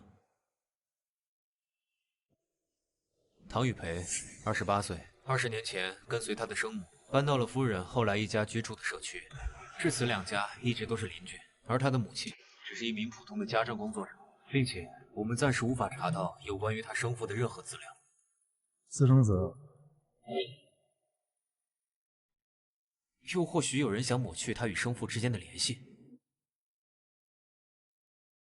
20年前，乔初一家人搬走也是20年前。是在故意监视他。20年前到底还发生了什么事情？对了，楚总，云秘书今天没来上班，刚才有个快递是寄给您的。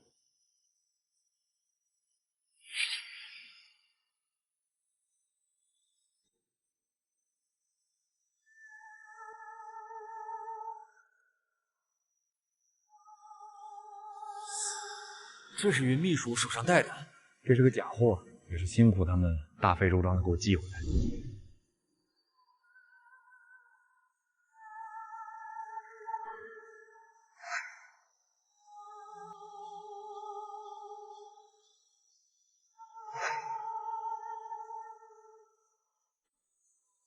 20年前，进车祸时。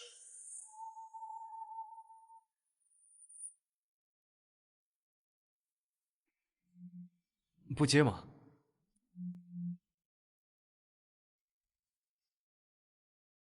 待会儿是不是还有个重要会议？哦，好像是有个重要的会议。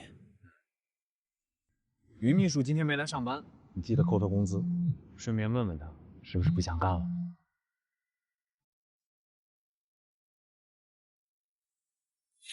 强哥，楚一凡不接电话，臭娘们儿！你不是说楚一凡收到东西一定会来救你吗？他会来的，他一定会来的。他连乔楚那个哑巴都救，怎么可能会不救我？开会，他一定是在开会。最好是你说的这个，否则债主剥我皮的时候，我一定烂脸。给我卷发！别做梦！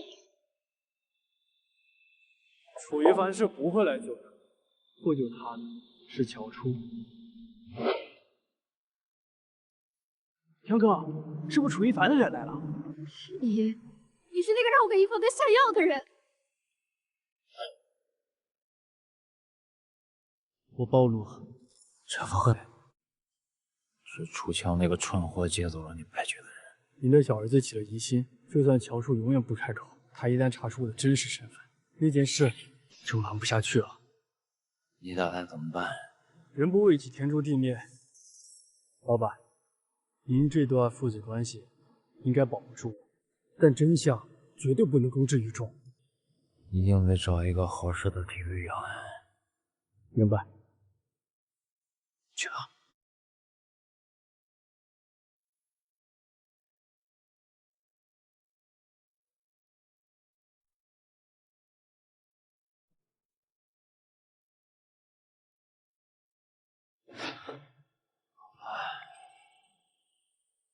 斗不过你们这些小子。你说他让你给楚一凡下药，强哥，好像咱一伙的。他妈的是不是傻呀？跟我们一伙的，我们破坏了他的计划，搞不好是来找我们算账的。是来找你，但找你算账的是老爷子。你是老爷子的人。老爷子说了，只要你配合他演完这出戏，就算你将功补过。老爷子让我干什么？下一个人，乔初，楚一凡。凡哥，不可能！老爷子是不是疯了？那可是他的亲生儿子。楚乔，你该不会不知道老爷子是怎么起家的吧？你到处宣扬楚一凡是私生子，实际上，当年你爸早已结婚生子，却遇到了父母双亡的富家女。他为了得到富家女的财产，哄着你妈离婚，并与富家女结婚生子。后来你妈死了，你孤身一人进城寻找亲生父亲。再后，那个富家女，也就是楚一凡的生母，就变成了一具尸体。你到底想说什么？你不觉得这两件事太巧合了吗？是那个女人自己命不好，关我什么事啊？原本是和你没有什么关系，但现在有人执意要找出当年的真相。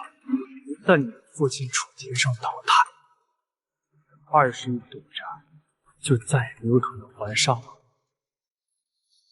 到那个时候，就等着被剥皮吧。等等，你到底要我干什么啊？帮他。为什么？夫人，我知道错了，我和一凡哥，我和楚总清清白白的，什么都没有发生过。求求你，求求你来救救我！你再不来，我就要被他们打死了，夫人。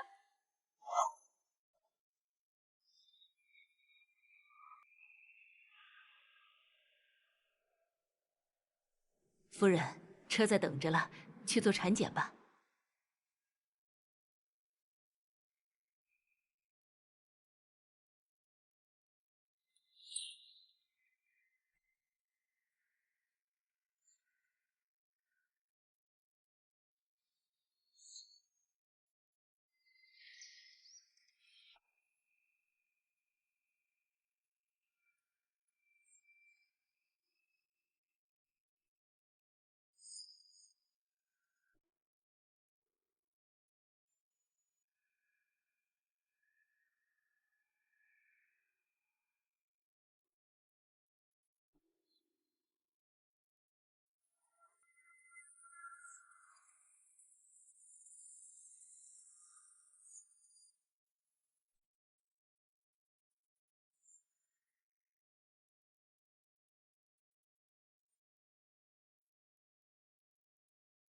你右手边有一辆面包车，坐上去。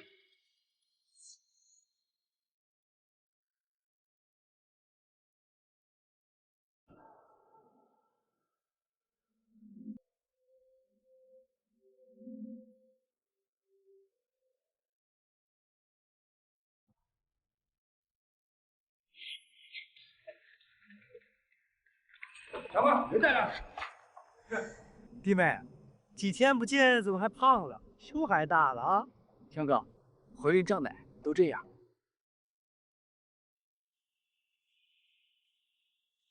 把他放了。哟，弟妹说话的呀。不过我现在都没想明白，你一个人是怎么赶来的？这个女人不是跟你抢男人？谁说我是一个人来的？我的帮手不就在这儿吗？你什么意思？这个男人不敢杀我，他要是杀我，那天他就不会踩下刹车。而今他利用你们把我引过来，或许是因为他想带我离开吧。离开？别动！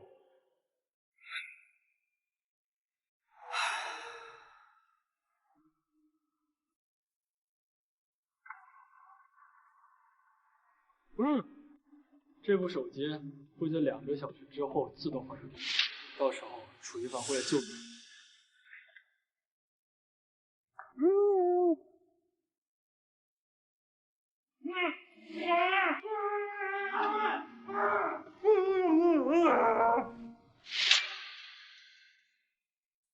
你怎么知道我的目的？楚天胜是什么心慈手软的人吗？他连他儿子的赌债都不管，既安排你来执行关于我的任务，那就说明你对那件事情是知情的。人到了，你就不会再留。不走，我们2个都得死。所以你很配合。你利用楚强做掩护，想让楚一凡以为我也被楚强绑架了，所以他才会找错方向，而你就会有更多带我离开的时间。你很聪明，这些年装聋作哑，一定装得很辛苦。那你呢？背负着一桩命案的真相，还要做一名正义的律师，不辛苦吗？裴哥哥，我想知道到底为什么。因为我没得选。是我们没有。夫人在去产检的路上失踪了。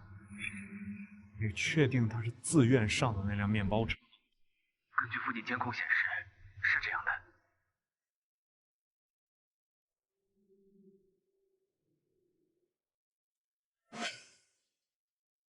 你还记得你小时候居住的那个社区的保安吗？个子小小的，笑起来满脸都是皱纹。对啊，那时候你太小了，已经不记得了。又或许是因为他太普通了，不值得人记住。他是楚一凡生母车祸案的肇事者，也就是我的亲生父亲。那时候我们一家3口住在一个狭小的出租屋里，我妈给人当保姆，每天都会带一些剩菜回来。家里面冬天没有暖气，我和我的父亲就一起睡在社区的保安亭里，大扭取暖气，给家里面暖和。可是为什么？你是不是想问，就算收入微薄，也不至于一家人过得如此幸福？因为麻绳专挑细处断，恶饮专找苦命人。我从小身体就不好，家里人花光了所有的积蓄为我治病，而那一年，我爸被查出尿毒症。后来的事你应该已经猜到了，我爸为了钱替楚天生顶了罪，不久就病逝了。而我从8岁那年开始就沦为楚天生的走狗，他出钱为我治病，我负责监视你。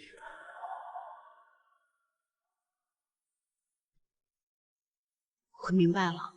但是小初，我也想做那个断了线的风筝，我们都渴望自由。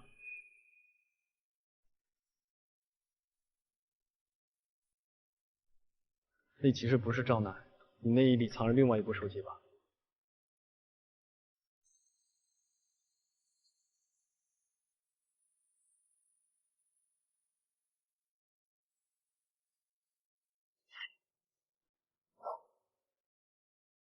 求求你，求求你来救救我！你再不来，我就要被他们打死了，夫人。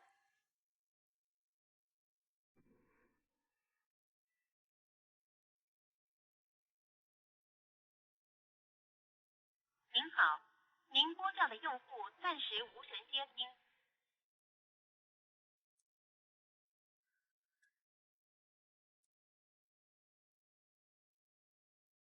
楚一凡，你在开会吗？我要出去一趟。我知道你不喜欢我出去，不希望我独自冒险。可是从小到大，我都生活在危险之中，而这份危险，是我作茧自缚。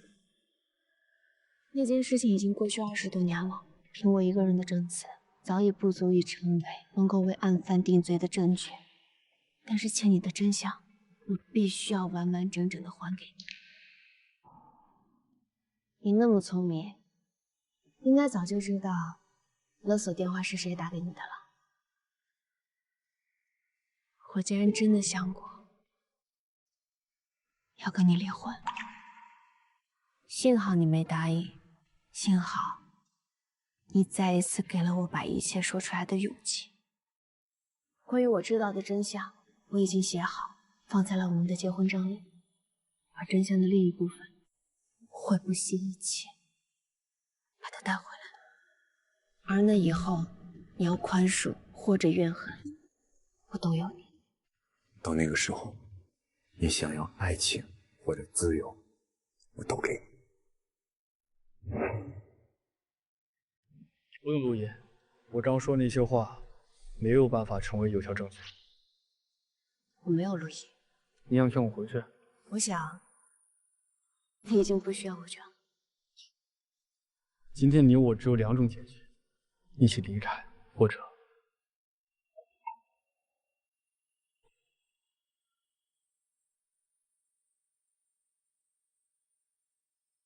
杀回去。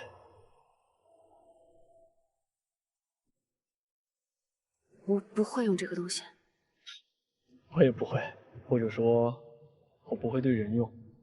小楚，楚天胜害怕我暴露，这些年除了监视你，没做什么脏事，但就非法持枪这一条，就算我回去了，唐律师也回不去。我爸自毁清白的牺牲，我10年寒窗苦读的努力，我拼命想活出一个人样，全部化为泡影了。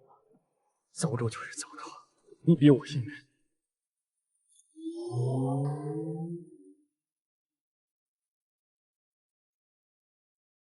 佩哥哥，我们都应该面对真实的自己。相信自己的心，做你小做和你认为正确的事，因为我本就不是亡命之徒，蝴蝶破茧才能够展开翅膀。坐稳，活好。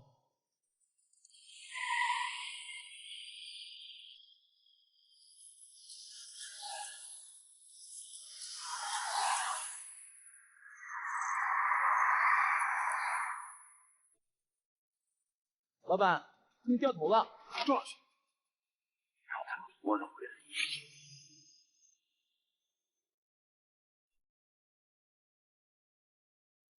我来接你了，老夫。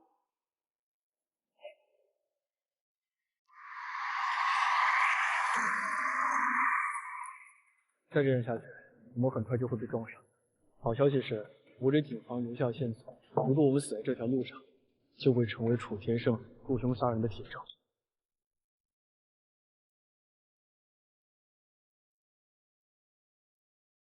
你后悔吗？即使我不跟你出来，只要不给楚天胜定罪，他总有办法除掉我。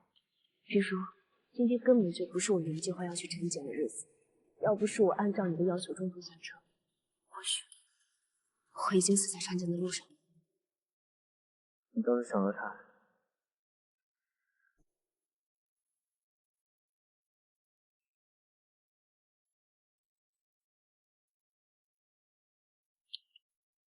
老公，哎，小柱，我距离你还有最后的2公里，不用犹豫，直接往前开，也不要回头看后面发生了什么。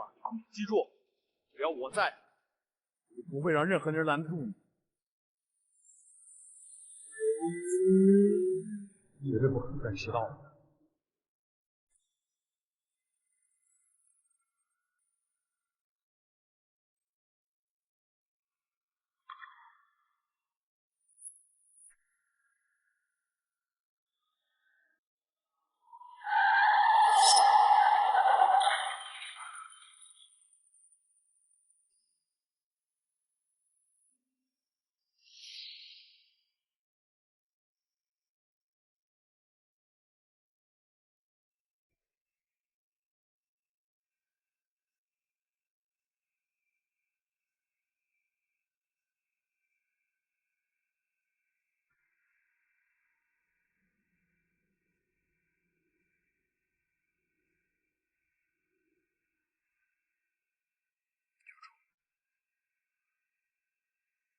去做你认为正确的事。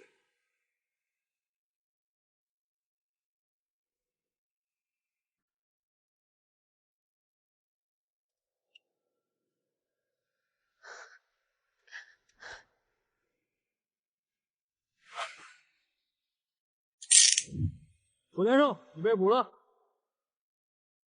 想到最后是栽在你小子手里。走。待会情况稳定，可以回去按心养胎了。谢谢医生。嗯，你上次来的时候不是哑巴吗？大概是牺牲的力量，让我的失语症治好了吧。医学奇迹啊，也只有小短剧敢这么写了。姐姐，姐夫不会还没醒吧？不会变成植物人了吧？小短剧里都是这么演的。不过根据我看过几百部小短剧的经验来说，一般这个时候，只要女主真情告白，男主就会醒过来啦。告白？你不会从来没有跟姐夫告过白吧？到那个时候，你想要爱情或者自由，都给你。那算是告白吗？可是我这样一个满身谎言的女人，他喜欢我什么呢？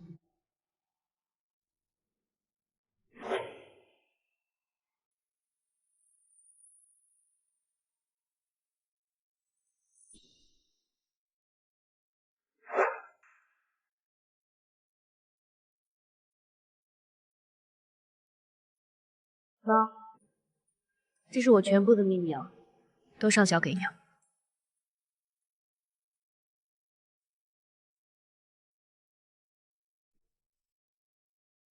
我很感谢这只手机，给了我再次发声的渠道。原本我以为只要家人平安，只要表面上相安无事，我自己内心的感受并不重要，但是因为这只手机，让我听到了自己的声音。就算他从来都不会说话，你怎么可以不把他当做一个人？你怎么可以说出让他致死这么无情的话？我也想要宣泄自己的怨气，是你自己说的，他不过是你娶来亲你爸的工具而已。既然你跟老初总已经翻脸了，那这个工具对你来说无关紧要了吧？我要你跟他离婚，我也想要独立，想要掌控自己的人生。你说，等所有的事情结束以后，我想要爱情和自由，你都给我。可是这两件事情原本就不冲突。我也想要爱你的自由，我也想要自由的爱你，而不是心中怀着对你的愧疚，就不敢期待你的回应。你从来就没有不原谅我，是我自己不原谅我自己。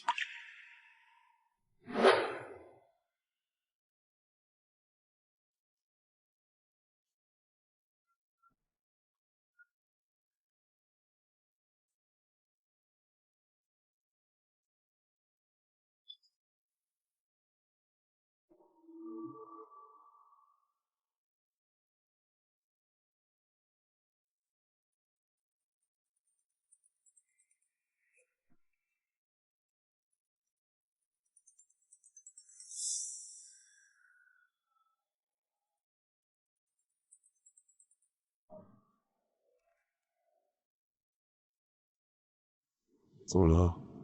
现在接到陌生电话，还是不习惯开口说话吗？你是？我只是觉得，闭着眼睛听你说话，是一种享受。我知道，你的脑部检查没有问题，你只是断了2根肋骨。2根肋骨不重要啊，大不了我打断了赔你呗。你先把孩子生下来，我收拾你。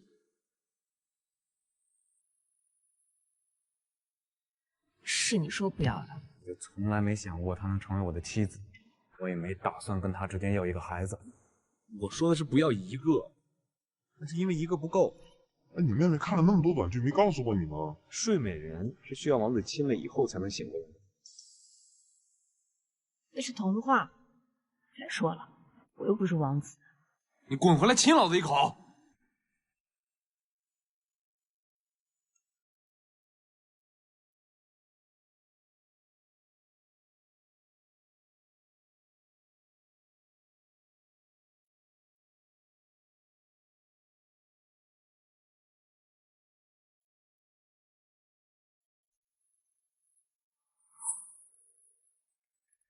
等等，你是不是忘记了什么事情？